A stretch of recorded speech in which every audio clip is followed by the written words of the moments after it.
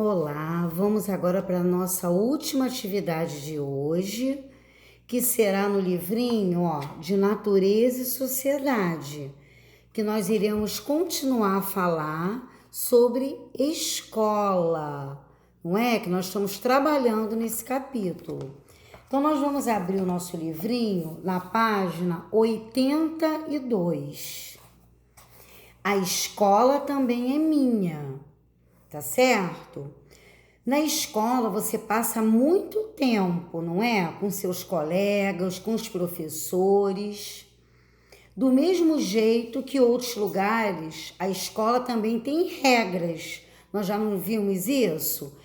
Que para podermos viver com tranquilidade, para que o trabalhinho possa ser feito bem, eu preciso obedecer algumas regras, senão ninguém consegue se entender. E uma das regras quais são essas regras? Viver em harmonia, respeitando as pessoas, manter o ambiente limpo, não é isso? Igual na nossa casa. Alguém vive numa casa suja, bagunçada? Não, então, na escolinha é a mesma coisa. Eu preciso fazer a minha parte seguindo as regrinhas, tá certo? Então, como seria, imaginem, se todos jogassem o seu lixo no chão? Como será isso? Ficaria como esse ambiente? Existe o local certo para eu jogar o meu lixo. Não é porque tem a pessoa que limpa a escola que eu vou deixar tudo sujo para que aquela pessoa limpe. Não, cada um tem que fazer a sua parte.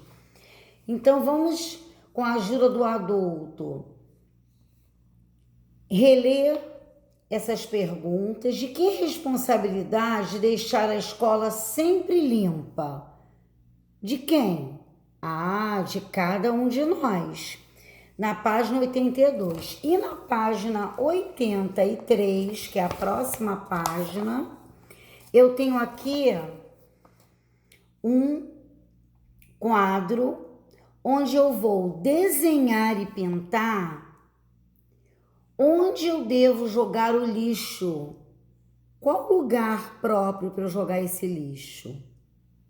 Então, eu vou fazer o desenho aqui. E eu tenho aqui uma sugestão no livrinho, que é: por que eu vou para a escola? Então, de repente, se a mamãe, o papai, algum responsável puder depois acessar para ler o resuminho desse livro ou futuramente comprar esse livrinho, é muito interessante, tá bom? Então, até a próxima aula. Fiquem bem, se cuidando e cada um nas suas casas. Um grande beijo, meus amores.